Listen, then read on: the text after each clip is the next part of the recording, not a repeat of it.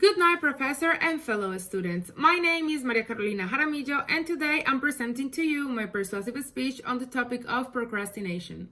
So, according to the Merriam-Webster dictionary, to procrastinate means to be slow or late about something that should be done. Is delayed something until a later time because you don't want to do it, you don't feel the vibe to do it, or you just feel lazy. It could be work, homework, or a paper a few hours before it's due, or accumulated laundry till overflows and one have nothing to wear, or maybe just waiting till the dishes cover the sink and we don't have an empty and clean plate. Well, basically it's living with this sense of unconformity and hurry, because one been waiting to clean or do anything, but one been just like procrastinating it, so it become a lifestyle.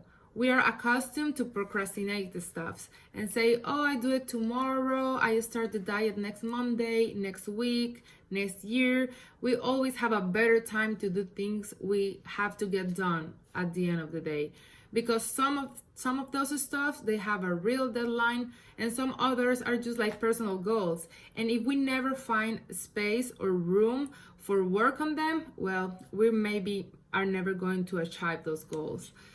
So with this being said, people who procrastinate is always feeling like they're late. Even when you wake up and you start snoozing the alarm 20 times, well, there's no point in do that, because chances are that you're going to be late on your meeting or in the first activity on the morning, or you're going to be late on work. So best thing you could do is just wake up and go straight to the shower and don't snooze the alarm, because maybe you can just fall asleep again. And well, my goal today is to persuade you to don't procrastinate in the future, because I'm as guilty as you. I procrastinate too, but I do want to change this because I want to live the most. You should avoid procrastination in all aspects of your life, because the procrastination behavior leads to stress. Your life will be much easier without it today. And if we look at the reasons about why people procrastinate, there's plenty. According to Success Consciousness.com, the procrastination research group at Carleton University in Canada, they set an online survey and they get 2,700 responses. 46% of the people who answered the survey say they're not happy due to procrastination. Procrastination causes them stress, and 18% report extreme negative effects like headache, insomnia, being tired all the time, and feel with the anxiety and the pressure of all the things you have to get done and living in the rush. What is regarded as normal for people to procrastinate at some degree becomes an issue when it impedes you to function on a normal day. Procrastination can cause a sense of guilt and can also cause social disapproval for not meeting responsibilities or commitments. And it's not a choice, as I say, it becomes a lifestyle when you get accustomed to just delay everything. So reasons about why people procrastinate are plenty. They feel sometimes they're better workers under pressure. They feel that they thrive under pressure, but they don't always accomplish their full potential, because when you have a deadline, sometimes you overlook the task as a procrastinator and you think it will take you less time to do it.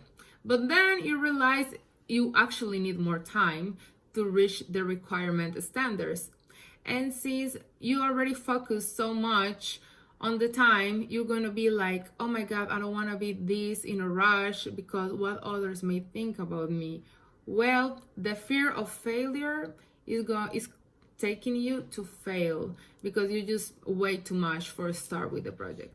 So procrastination is basically the inability of people to make decisions about what needs to be done during the day, a week, a month. And usually procrastinators feel there's not enough time. There's always something to do that doesn't allow them to have the plenty time to finish the task. And they also have plenty time on their hands. So well, let's talk about the overall health. Carleton University says procrastination is associated with higher stress and a greater number of acute health problems. Procrastinate causes us to delay our wellness behavior, and this means less frequent dental and medical checkups because there's always a reason to wait a little bit more till the next checkout, maybe next year, because these exams, I believe, they're still good. It has been proved that procrastinating college students had evidence-compromised immune systems, which means that they didn't have the ability to fight off diseases as easily as other people. So it's more frequent for them to get more colds and flus. And well, there's it's kind of ironic because sometimes we procrastinate things and they're going to accumulate, and then we feel the anxiety and we're going to work under pressure and during a rush because we have to finish with them, and that's what we're trying to avoid, this cycle. So now that we discussed what is the procrastination and the side effects, let's talk about how can we work on it and improve. So the number one is have a schedule and break down the work at hand and do the small things at a time, focusing on one thing at a time. That's going to help you to don't become overwhelmed.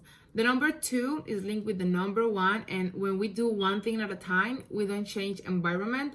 And when we change environment, sometimes we lose focus because we're like, oh, well, you know what? I was boring already doing the other tasks. So I think I'm just going to start this new one. And we end up not doing neither one or the other. The number three is to create a timeline or a specific deadline. And this will give you like a time, an overview of what needs to be done, and you can prioritize what has to be done first, second, and it's amazing to just finish a task before the deadline. The fourth thing is to identify the things that cause you to procrastinate. The five is to surround yourself with people who inspire you to take action. And the number 6 is to tell others about your goals, because how people is going to motivate you if you never talk about your goals. And the 7th and last one is stop overcomplicating situation and just start. So, well, there's one last thing I would like to say, and it's your life is right now, it's not tomorrow or yesterday. You're living right now. So you should make the most of this time and moment. Procrastination causes the opposite. In the wise words of Thomas Jefferson, never put off tomorrow what you can do today. Now that you know all of this information, I encourage you to quit putting off things until tomorrow when today is the best day to do it. Thank you for listening.